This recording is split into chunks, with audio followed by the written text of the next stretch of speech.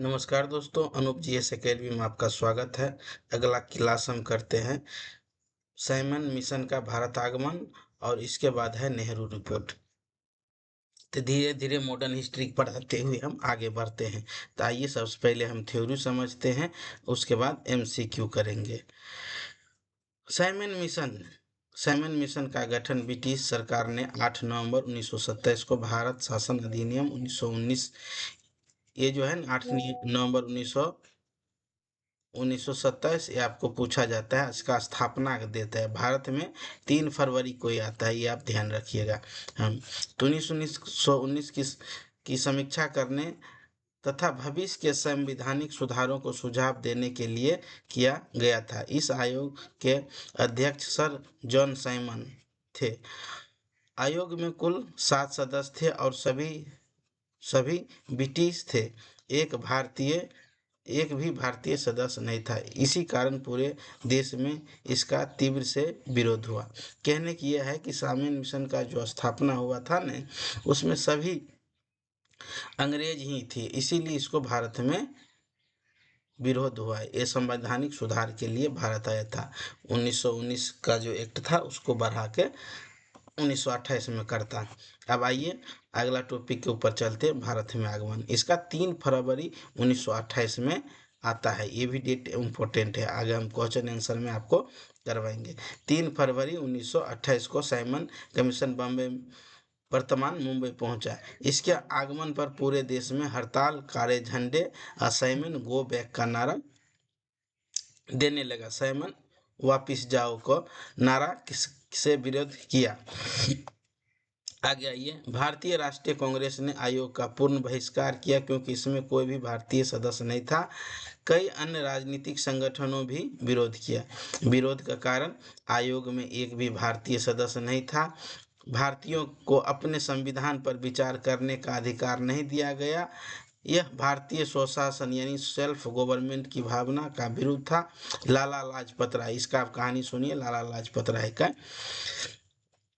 30 अक्टूबर 1928 को लाहौर में Simon commission को विरोध का नेतृत्व लाला लाजपत राय ने किया। इसी घटना में इसका मृत्यु भी हो जाता है। पुलिस ने प्रदर्शनकारियों पर लाठीचार्ज किया, जिसमें लाजपत राय गंभीर रूप से घायल हुए और उन्हें 17 नवंबर 1928 को उनकी मृत्यु हो गई। 3 फरवरी का आता है साइमन मिशन और इसका मृत्यु कितने को होता है? 17 नवंबर के 30 अक्टूबर के लाहौर में पहुंचता है। 17 नवंबर 1928 के इनको मृत्यु हो जाता है। इनकी मृत्यु का बदला लेने के लिए भगत सिंह, शिवराम, गुरुजल, सुखदेव थापर ने ब्रिटिश सरकारी अधिकारी सैंडर्स की हत्या कर दिया। इसके मृत्यु का बदला लेने के लिए भगत सिंह, राजगुरु और सुखदेव ये सब मिल के सैंडर्स का हत्या कर दिया जाता है। साइमन कमीशन का प्रभाव, भारत में राष्ट्रीय एकता और स्वतंत्रता की भावना को मजबूत मिली। 1928 में नेहरू रिपोर्ट तैयार किया गया, जो भारतीय नेताओं द्वारा प्रस्तावित संवैधानिक मसौदा था। आगे चलकर पूर्ण स्वराज यानी 1929 की मांग को बल मिला। परीक्षा की दृष्टि से ये महत्वपूर्ण है, ये आपको हम समझा रहे हैं, बस इतना ही पूछा जाता है। साइमन कमीशन का गठन अगर पूछा जाए तो 8 नवंबर 1927 टीआरई 3 में क्वेश्चन आया था। अध्यक्ष सर जॉन साइमन, सदस्य 7 सभी ब्रिटिश। भारत का आगमन 3 फरवरी 1928 बम्बई में, ये भी डेट इम्पोर्टेंट है, 3 फरवरी 1928 बम्बई में। मुख्य नारा साइमन गो बैक, काला झंडा से इसको दिखा के विरोध किया। विरोध का प्रमुख कारण, इस आयोग में कोई भी भारतीय सदस्य नहीं था। लाला लाजपत राय पर लाठी 30 अक्टूबर 1928 को लाहौर में चलाया गया था और लाला लाजपत राय का निधन ठीक 17 दिन के बाद 1928 में उसका हो गया। साइमन मिशन से आप जुड़े एमसीक्यू करवाते हैं ताकि आपको पता लगे कि किस तरह का क्वेश्चन पूछा जाता है और इसका आंसर क्या होगा। आइए शुरू करते हैं। पहला क्वेश्चन है, साइमन मिशन भारत में कब आया? 1927, 1928, 1929 या 1930? ते आया 8 3 फरवरी 1928 के। अगर गठन का बात होता तो 8 नवंबर 1928 होता। दूसरा क्वेश्चन है, साइमन मिशन भारत के किस शहर में सबसे पहले पहुंचा? कोलकाता, मद्रास, मुंबई या लाहौर? तो ये सबसे पहले मुंबई में पहुंचा। अगला क्वेश्चन 3 नंबर है, साइमन कमीशन भारत कब पहुंचा? कब पहुंचने की बात हो रहा है? 26 जनवरी 1928, 3 फरवरी 1928, 13 अप्रैल 1928, 30 अक्टूबर 1928। तो 3 फरवरी 1928 को पहुंचा। अगला क्वेश्चन 4 नंबर है, साइमन कमीशन के अध्यक्ष के रूप में कौन थे? Lord Irwin, Sir John Simon, Lord Curzon, Stanley Baldwin? इसका अध्यक्ष के रूप में था सर जॉन साइमन। अगला क्वेश्चन 5 नंबर का है कि साइमन कमीशन में कुल कितने सदस्य थे? 5, 6 या 7 या 8? तो 5 नंबर क्वेश्चन का आंसर होगा सी, 7। अगला क्वेश्चन 6 नंबर है, साइमन कमीशन का भारत में विरोध क्यों हुआ? इनमें कोई भारतीय सदस्य नहीं था, यह कर बढ़ाने के लिए आया था, यह स्वतंत्रता का विरोध किया, इनमें से कोई नहीं। तो इसका क्वेश्चन ये होगा, इनमें कोई भी सदस्य भारतीय नहीं था। अगला क्वेश्चन 7 नंबर का है, साइमन कमीशन के विरोध का प्रसिद्ध नारा क्या था? वंदे मातरम, इनकिलाब जिंदाबाद, साइमन गो बैक, करो या मरो? 7 नंबर क्वेश्चन का आंसर सी होगा, साइमन गो बैक। अगला क्वेश्चन 8 नंबर है, साइमन कमीशन का गठन किस वर्ष हुआ था? किस वर्ष पूछ रहा है गठन का? 1925 में, 1926 में, 8 नवंबर 1927 में या 1928 में? तो 8 नंबर क्वेश्चन का आंसर होगा 8 नवंबर 1927 को। अगला क्वेश्चन है, साइमन कमीशन किस अधिनियम की समीक्षा के लिए नियुक्त किया गया था? ए भारत शासन अधिनियम 1909, भारत शासन अधिनियम 1919, भारत शासन अधिनियम 1935 या भारत परिषद अधिनियम 1992? इस क्वेश्चन का आंसर है भारत शासन अधिनियम 1919। 10 नंबर क्वेश्चन है, साइमन कमीशन के विरोध में लाठीचार्ज कहाँ हुआ था? दिल्ली में, लखनऊ में, लाहौर में या पटना में? 10 नंबर क्वेश्चन का आंसर होगा सी, लाहौर में। अगला क्वेश्चन 11 नंबर का है, साइमन कमीशन के विरोध का नेतृत्व लाहौर में किसने किया था? महात्मा गांधी ने, लाला लाजपत राय ने, सुभाष चंद्र बोस ने या मोतीलाल नेहरू ने? तो 11 नंबर क्वेश्चन का आंसर भी होगा लाला लाजपत राय ने। 12 नंबर क्वेश्चन है, लाला लाजपत राय का निधन किस घटना के बाद में हुआ था? जेल में, लाठीचार्ज में घायल होने के बाद, गोली चलाने से, बीमार से? तो 12 नंबर क्वेश्चन का बी आंसर होगा, लाठीचार्ज में घायल होने के बाद। अगला 13 नंबर क्वेश्चन है, साइमन कमीशन का दूसरा नाम क्या है? क्रिप्स मिशन, भारतीय संवैधानिक आयोग, कैबिनेट मिशन या हंटर आयोग? 13 नंबर क्वेश्चन का आंसर होगा भारतीय संवैधानिक आयोग। अगला क्वेश्चन 14 नंबर का है, साइमन कमीशन की नियुक्ति किस ब्रिटिश सरकार ने किया था? लेबर सरकार ने, कंजर्वेटिव सरकार ने, लिबरल सरकार ने, गठबंधन सरकार ने? 14 नंबर क्वेश्चन का आंसर होगा कंजर्वेटिव सरकार ने। अगला क्वेश्चन 15 नंबर का है, साइमन कमीशन के विरोध के परिणाम स्वरूप कौन सी रिपोर्ट तैयार हुआ? Sapru report, Nehru report, Hunter report, Simon report? तो 15 नंबर क्वेश्चन का आंसर होगा बी, नेहरू रिपोर्ट। अगला क्वेश्चन 16 नंबर का है, साइमन कमीशन का मुख्य उद्देश्य क्या था? संविधान सभा बनाना, 1919 को सुधारों को समीक्षा करना, स्वतंत्रता भारत की स्वतंत्रता करना, चुनाव कराना?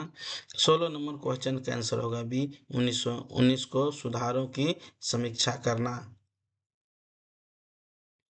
आइए अब 17 नंबर क्वेश्चन की ओर चलते हैं। 17 नंबर क्वेश्चन है, साइमन कमीशन का विरोध किस संगठन ने किया था? भारतीय राष्ट्रीय कांग्रेस, अधिकांश भारतीय राजनीतिक दल ने, ए और बी दोनों या इनमें से कोई नहीं? 17 नंबर क्वेश्चन का आंसर होगा कि दोनों ने किया। अधिकांश भारतीय राजनीतिक दल ने और भारतीय राष्ट्रीय कांग्रेस ने। साइमन कमीशन का विरोध में प्रदर्शनकारियों ने किस रंग का झंडे का दिखाया? ए सफेद, बी लाल, सी काले, डी हरा। तो इसमें 18 नंबर क्वेश्चन का आंसर होगा सी काले झंडे। अगला क्वेश्चन है साइमन कमीशन की रिपोर्ट किस वर्ष प्रकाशित हुआ? 1928, 1929, 1930 या 1931। 19 नंबर क्वेश्चन का आंसर होगा ए। साइमन कमीशन रिपोर्ट का प्रकाशन होगा 1930 में। अगला क्वेश्चन 20 नंबर का है, साइमन कमीशन के स्वतंत्रता आंदोलन में किस कारण से प्रसिद्ध है? भारतीयों के अधिकार देने के लिए, देशव्यापी बहिष्कार और विरोध करने के लिए, पूर्ण स्वराज की घोषणा करने के लिए, भारत छोड़ो आंदोलन के कारण। इस 20 नंबर क्वेश्चन का होगा बी, देशव्यापी बहिष्कार और विरोध करने के लिए। अगला चैप्टर दूसरा आ गया, यह है नेहरू रिपोर्ट 1928। इसको पहले हम थ्योरी पढ़ेंगे, उसके बाद एमसीक्यू किया जाएगा। तो आइए हम पर्चे को बढ़ते हैं। नेहरू रिपोर्ट भारत का पहला ऐसा संवैधानिक प्रारूप यानी कॉन्सेप्चुअल ड्राफ्ट था जिसमें भारतीय नेताओं ने स्वयं तैयार किया। इस रिपोर्ट 1928 में प्रस्तुत किया गया। अध्यक्ष था मोतीलाल नेहरू। रिपोर्ट प्रस्तुत अगस्त 1928 में किया। समिति के गठन ऑल पार्टी कॉन्फ्रेंस द्वारा। पृष्ठभूमि 1927 में ब्रिटिश सरकार ने जॉन साइमन की अध्यक्षता में साइमन कमीशन की नियुक्ति किया। इस आयोग ने कोई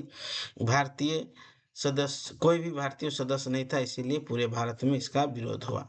अगला है पॉइंट, ब्रिटिश सरकार ने भारतीय नेताओं को चुनौती दिया, यदि वे सभी दल सहमति से संवैधानिक का मसौदा बना सकते हैं तो उसे प्रस्तुत करें। और इसका उद्देश्य ऑल इंडिया पार्टी कॉन्फ्रेंस में मोतीलाल नेहरू की अध्यक्षता में समिति बनाई गई, जिसका नेहरू रिपोर्ट तैयार किया गया। ब्रिटिश सरकार को कहना था कि आप सभी पार्टी मिलकर एक मसौदा तैयार कीजिए जिसमें आप सभी पार्टी सहमत है, तो हम मान देंगे और ऐसा हम कानून बना देंगे। लेकिन ऐसा होता नहीं है, सब एक दूसरे के मांग के में वो सही नहीं बन पाता है। आइए पॉइंट क्या है, भारत में डोमिनियन स्टेट दिया जाए। पहला था पॉइंट, इसमें 14 सूत्री था या 10 सूत्री, उसमें क्या क्या था इंपॉर्टेंट वो हम बताते हैं। भारत में डोमिनियन स्टेट दिया जाए, भारत में उत्तरदायी सरकार की स्थापना हो, केंद्र में द्विसदनीय संसद हो, मौलिक अधिकारों की व्यवस्था की जाए, धर्मनिरपेक्ष राज्य की स्थापना हो, संयुक्त निर्वाचन लागू किया जाए, अल्पसंख्यकों के लिए आवश्यकता अनुसार आरक्षण का प्रावधान हो, लेकिन पृथक निर्वाचन को समाप्त किया जाए। सर्वोच्च न्यायालय की स्थापना का प्रस्ताव था। सिंध को बॉम्बे प्रांत से अलग करने के सिफारिश थे। 10वां था प्रांतों को स्वायत्तता दी जाए यानी सेल्फ गवर्नमेंट। 11 नंबर है केंद्र और प्रांतों के बीच शक्ति का स्पष्ट विभाजन किया जाए। नेहरू रिपोर्ट का महत्व, भारतीय द्वारा तैयार पहला संवैधानिक मसौदा था। पहली बार मौलिक अधिकारों की चर्चा इसमें स्पष्ट था। भविष्य में भारतीय संविधान के निर्माण में महत्वपूर्ण आधार बना। भारतीय नेता की संवैधानिक क्षमता का प्रमाण मिल गया। नेहरू रिपोर्ट का विरोध किया। नेहरू रिपोर्ट को कौन कौन विरोध करता है ये हम आगे पढ़ते हैं। मोहम्मद अली जिन्ना ने इसका विरोध किया क्योंकि इसमें पृथक निर्वाचन की व्यवस्था समाप्त करने का प्रस्ताव था। बाद में जिन्ना ने 1929 में अपने प्रसिद्ध 14 सूत्री मांग प्रस्तुत किया। कुछ नेताओं ने डोमिनियन स्टेट के स्थान पर पूर्ण स्वराज की मांग की। नेहरू रिपोर्ट का परिणाम, भारतीय राजनीति में मतभेद बढ़े। जिन्ना को 14 सूत्रों मांग सामने आए। 1929 में भारतीय राष्ट्रीय कांग्रेस को लाहौर अधिवेशन में पूर्ण स्वराज के कांग्रेस का लक्ष्य का घोषणा किया गया। आगे चलकर भारतीय संविधान के विकास में इस रिपोर्ट का महत्वपूर्ण योगदान है। परीक्षा की दृष्टि से यह महत्वपूर्ण है, उसके बाद हम एमसीक्यू करेंगे क्योंकि इतना ही क्वेश्चन आपको घुमा फिरा के पूछा जाता है। पहला है वर्ष 1928 में नेहरू रिपोर्ट तैयार किया गया। अध्यक्ष मोतीलाल नेहरू। समिति का गठन ऑल पार्टीज कॉन्फ्रेंस। प्रथम भारतीय संवैधानिक मसौदा नेहरू रिपोर्ट। मुख्य प्रस्ताव डोमिनियन स्टेट, मौलिक अधिकार, संयुक्त निर्वाचन और उत्तरदायी सरकार। विरोध मोहम्मद अली जिन्ना। परिणाम जिन्ना का 14 सूत्री मांग 1929 में और पूर्ण स्वराज की मांग का बिल। आइए हम अब 20 क्वेश्चन आंसर करते हैं, ताकि आपको पता लगे कि किस टाइप का क्वेश्चन पूछा जाता है और आंसर कैसे दिया जाता है। पहला क्वेश्चन है, नेहरू रिपोर्ट किस वर्ष प्रस्तुत की गई? नेहरू रिपोर्ट आपका प्रस्तुत होता है 1927, 28 या 29 या 30। एक नंबर क्वेश्चन का आंसर होगा बी 1928। नेहरू रिपोर्ट का अध्यक्ष कौन थे? मोतीलाल नेहरू, जवाहरलाल नेहरू, महात्मा गांधी या तेज बहादुर सक्री। 2 नंबर क्वेश्चन का आंसर होगा मोतीलाल नेहरू। ये जवाहरलाल नेहरू का पिता था। तीसरा नंबर क्वेश्चन है, नेहरू रिपोर्ट किसके उत्तर में तैयार किया गया था?